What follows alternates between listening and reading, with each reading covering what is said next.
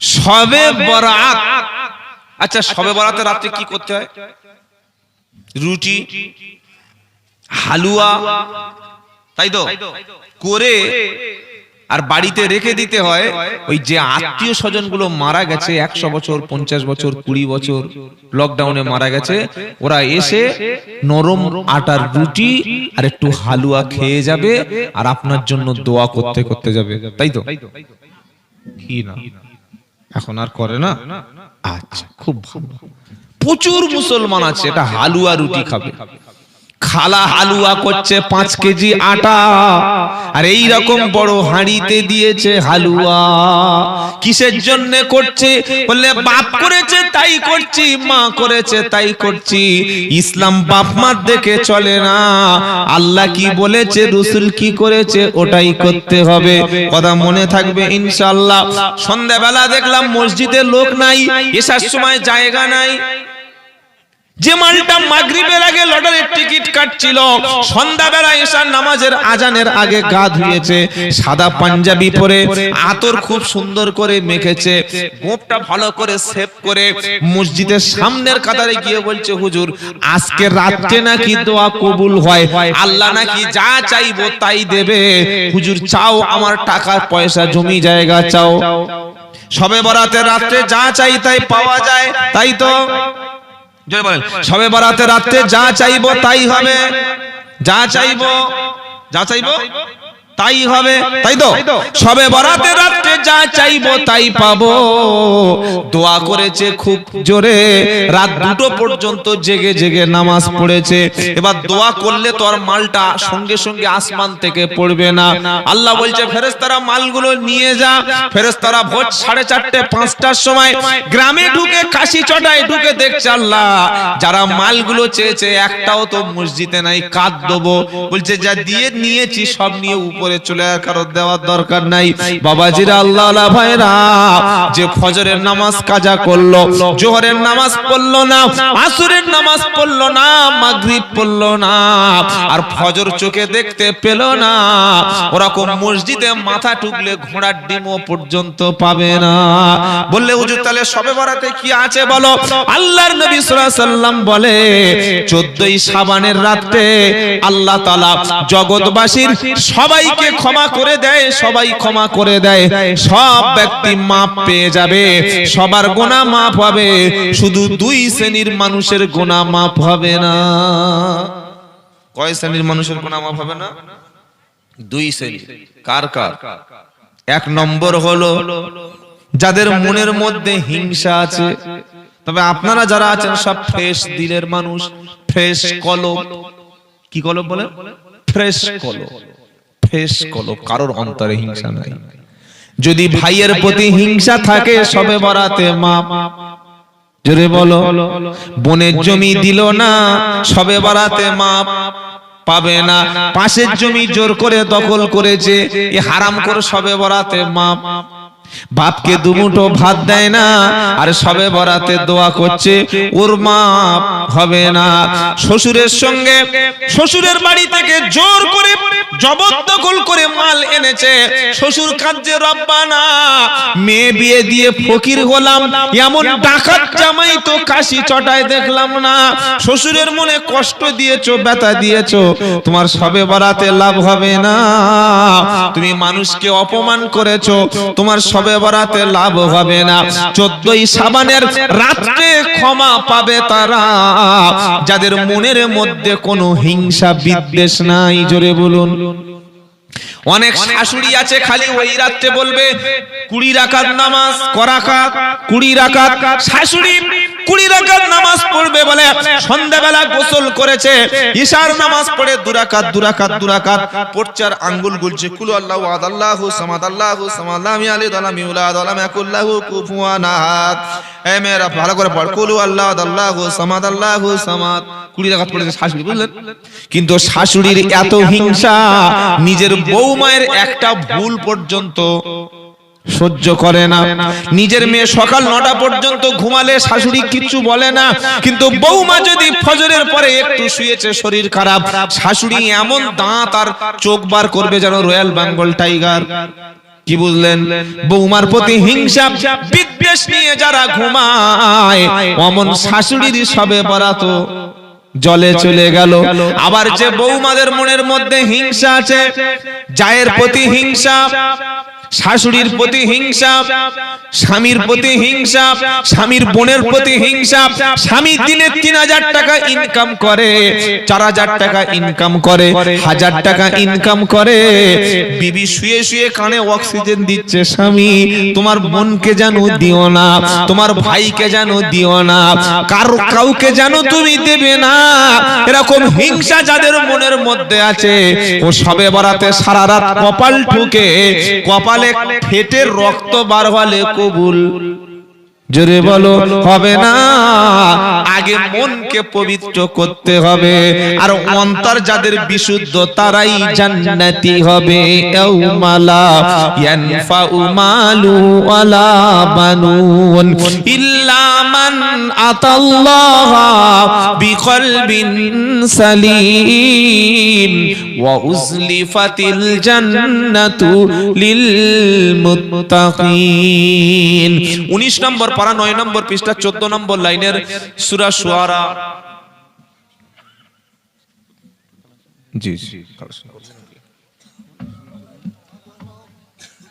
আপনারা শুনবেন না পালাবে? হোক তা হোক, সারা রাত হোক নাকি? ও বলে হ্যাঁ, কি অবস্থা দেখো বাবাজিরা, আল্লাহ আল্লাহ ভাইরা, আপনার শুনতে যারা খাওয়া দাওয়া করবেন তো আপনারা একটু পরে খাবেন নাকি? না 12টা হ্যাঁ, কালকে পরীক্ষা আছে, পুলিশ বসে আছে, আগে আমার ধরবে কি করছিলে। যাই হোক, আর দু চারটে কথা বলি, বলে আমরা কথা শেষ করব। বাবাজিরা, আল্লাহ আল্লাহ ভাইরা, শুনুন, এই কথা বিতর্ক করলে সময় নষ্ট হচ্ছে। তাহলে আল্লাহ কাদেরকে ক্ষমা করবেন ওই রাতে? আপনার মনের মধ্যে যদি কারোর প্রতি হিংসা থাকে, বিদ্বেষ থাকে, কারোর সঙ্গে যদি ঝগড়া হয়ে থাকে, আমার দিকে লক্ষ্য করুন, কারোর সঙ্গে যদি আপনার ঝগড়া হয়ে থাকে, আজকে রাত্রে গিয়ে ক্ষমা চেয়ে নেবেন যে ভাই বড় কথা বলেছিলাম, ক্ষমা করে দাও। আপনি শবে বরাতের রাতে এশার নামাজটা জামাতে পড়েছেন, খুব ভালো করে শুনুন, এশার নামাজ জামাতে পড়েছেন, মাদ্রাসা বোর্ডের পরীক্ষা আছে, আলিম পরীক্ষা, থানা পারমিশন নিয়ে আপনারা প্রোগ্রাম করেছেন নাকি 12টা পর্যন্ত, 11টা, তাহলে তো 12টা পর্যন্ত তো বলা যাবে না। আচ্ছা, বাইরের মাইকটা না বন্ধ করে দিন, সমস্যা নেই, হ্যাঁ যদি অসুবিধা বাইরের মাইক বন্ধ করে দিন, ঠিক আছে, কারণ আইনের বাইরে গিয়ে কিছু কাজ করা যাবে না, বুঝলেন? আর একে আমাদের মুসলমানদের গন্ধ বেশি, মুসলমানদের গন্ধ বোঝেন, গন্ধ বোঝেন, দাড়ি নিয়ে উঠেছেন, এই চাচা তো পাকিস্তানি মনে হচ্ছে, টিকিট আছে, কিন্তু পাশে একজন বসে আছে অন্য ধর্মের মানুষ, যেমন গোপ তেমন দাড়ি, কেউ কিচ্ছু বলবে না। এই পরিস্থিতি আজকের বাংলায় তৈরি করা হয়েছে। তবে আলহামদুলিল্লাহ বাংলার হিন্দু মুসলমান এখন আমরা ভাই ভাইয়ের মতো আছি, এই পরিবেশটাকে আমাদের ধরে রাখতে হবে, বলুন ইনশাআল্লাহ। যাই হোক ভাই, ও কথা আমি বলবো না আজকে, ওটা আমার বিষয় নয়। তো যেটা বলছিলাম, আপনি এশার নামাজটা শবে বরাতের রাতে জামাতে পড়েছেন, খুব ভালো করে শুনুন, এশার নামাজটা জামাতে পড়েছেন আর নিয়ত করেছেন ফজরের নামাজটা আমি জামাতে পড়ব, তাহলে কটা নামাজ হলো? এশার নামাজ হলো, ফজরের নামাজ হলো। এশা আর ফজর এই দুটো ওয়াক্তের নামাজ যারা জামাতে আদায় করবে, আল্লাহর নবী সাল্লাল্লাহু আলাইহি ওয়াসাল্লাম বলেন সারা রাত নফল নামাজের সওয়াব তার আমলনামায় আল্লাহ লিখে দেবে। একবার জোরে বলুন। এই কথাটা যদি মিথ্যা বলি, আপনি আপনার পছন্দের আলেমকে ফোন করে জিজ্ঞাসা করেন, আল্লাযীনা আহাদতুম মিনাল মুশরিকিন। প্রচুর মানুষের ভুল ধারণা যে শবে বরাত মানে হচ্ছে ভাগ্যের রাত, এই আজকে ভাগ্য খুলে যাবে রে, যা চাইবি তাই দেবে, যা চাইবি তাই পাবি, এই আশায় লোক গিয়ে মসজিদে বসে আছে, কিন্তু ফরজ নামাজ পড়ে না।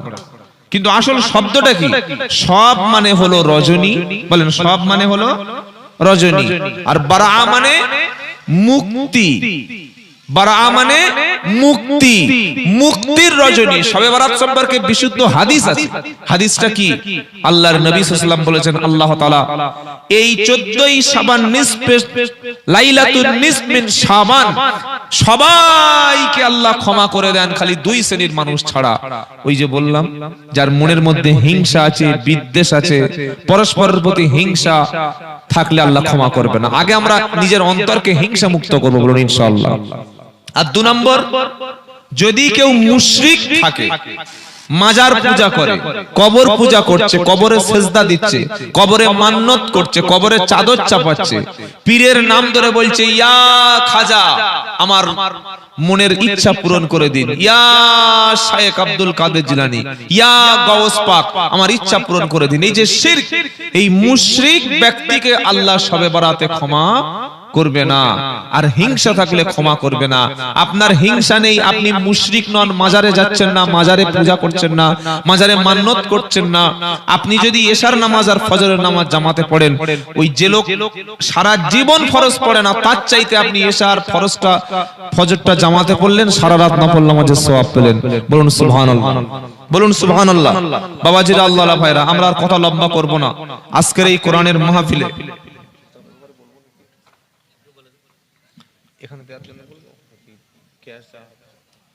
যাই হোক, আমি গত বছর এসেছিলাম, কিন্তু গত বছর আমাদের জন্য দুর্ভাগ্য ছিল। দুর্ভাগ্য বলা উচিত নয়, আল্লাহ যেটা চেয়েছে সেটা করেছে। কি পানি তো আর রাজ্য সরকারের ইচ্ছা মতো হবে না, বা কেন্দ্র সরকারের ইচ্ছা মতো হবে না, আল্লাহ সুবহানাহু ওয়া তাআলা চাইলেই হবে। এত বৃষ্টি, এত বৃষ্টি, তা সে দেখেছেন কি পরিস্থিতি। আলহামদুলিল্লাহ, আপনাদের সৌভাগ্য এই 4 জন, একটু লক্ষ্য করুন, এরা হচ্ছে জীবন্ত কোরআন। একবার জোরে হবে না সুবহানাল্লাহ। আল্লাহর কসম, আমি আব্দুল্লাহ জুবায়ের বলছি, শুনুন, আপনার বাড়িতে যে কিতাব আছে, কোরআন আছে, এত বড় মোটা কিতাব, ওর মধ্যে যা কিছু আছে এই 4 জন হাফেজের সিনার মধ্যে তাই আছে। একবার জোরে বলবেন না সুবহানাল্লাহ। 4 জন হলো জীবন্ত কোরআন। কি কোরআন? জোরে বলেন, জীবন্ত কোরআন। আল্লাহ হাফেজদের আজকে আমরা পাকড়ি দিলাম মাদ্রাসার পক্ষ থেকে। এদের বাপ মাদের কিছু দেয়া হয়েছে কি? এদের বাপ মার কিছু দেয়া হয়েছে? আজকে দেয়া হয়নি। কিন্তু এরা হাফেজ হওয়ার পিছনে ওস্তাদের অবদান, আমাদের হাফেজ আরিফ বিল্লাহ ভাই, তাই তো, আর হযরত পিয়ার আলী সাহেব আছেন, হাফেজ মাওলানা সাহেব, এনাদের দুজনের যা অবদান, কিন্তু সবচাইতে বেশি অবদানটা রেখেছিল এদের আব্বা মা। অস্বীকার করা যাবে? এনাদের এই হাফেজে কোরআনদের, হুফাজে কেরামদের বাবা মা, তাদের মনে নিয়ত ছিল আমার সন্তান একদিন কোরআন সিনায় ধারণ করবে। বলুন সুবহানাল্লাহ। তাদের নিয়ত ছিল, বিধায় আল্লাহ তাদের নিয়তকে কবুল করে আজকের এই সম্মানের আসনে তাদের সম্মানিত করেছে। তাদের বাপ মার কিন্তু এই গাড়িটা এরকম কারা করছে বলো, দেখে খুব বিয়াদব লোক দেখতে পাচ্ছি, কানের কাছে ভ্যাব ভ্যাব ভ্যাব, অস্বস্তিকর পরিবেশ, যত সব অপদার্থ জুটেছে। বাবাজিরা, আল্লাহ ভাইরা, আজকের হাফেজে কোরআনের মাথায় পাগড়ি হলো, কালকের আরশে মহল্লার সামনে কিয়ামতে আল্লাহ বলবে, ওরে হাফেজে কোরআনের আব্বা মা, দুনিয়ায় তোমাদের পরিচয় ছিল না, তোমাদের মাথায় পাগড়ি দেওয়া হয়নি, আজকের আমি আল্লাহ তোমাদের নূরের পাগড়ি তুলে দিলাম। জোরে বলুন, আমি আল্লাহ তোদের নূরের পাগড়ি দিয়ে দিলাম। একটু জোরে বলুন না সুবহানাল্লাহ। কি মর্যাদা, কি সম্মান আল্লাহ তাদের দান করেছে। আমি আপনাদের অনুরোধ করে বলে যাচ্ছি, আপনার ছেলে ডাক্তার মাস্টার করুন, ইঞ্জিনিয়ার করুন, শিক্ষিত করুন, কিন্তু আপনার বংশে যেন একটা হাফেজ থাকে, আপনার বংশে যেন একটা আলেম থাকে। এই নিয়ত করছি ইনশাআল্লাহ। জীবনের প্রথম বিয়ে করার পরে প্রথম ছেলে হলে নিয়ত করবেন, আগে আমি আলেম বানাবো। কি বানাবো? এই যুবকরা যারা বিয়ে করেন, নিয়ত করুন ইনশাআল্লাহ যে আমার প্রথম সন্তানটা আমি আলেম বানাবো, হাফেজ বানাবো। আমার আমল যাই হোক, যদি আমি ঈমান একটু নিয়ে কবরে যাই, ওই হাফেজে কোরআন আর আলেমের সুপারিশে আল্লাহ আমাকে জান্নাত নসিব করবে। বলুন সুবহানাল্লাহ। তো যাই হোক,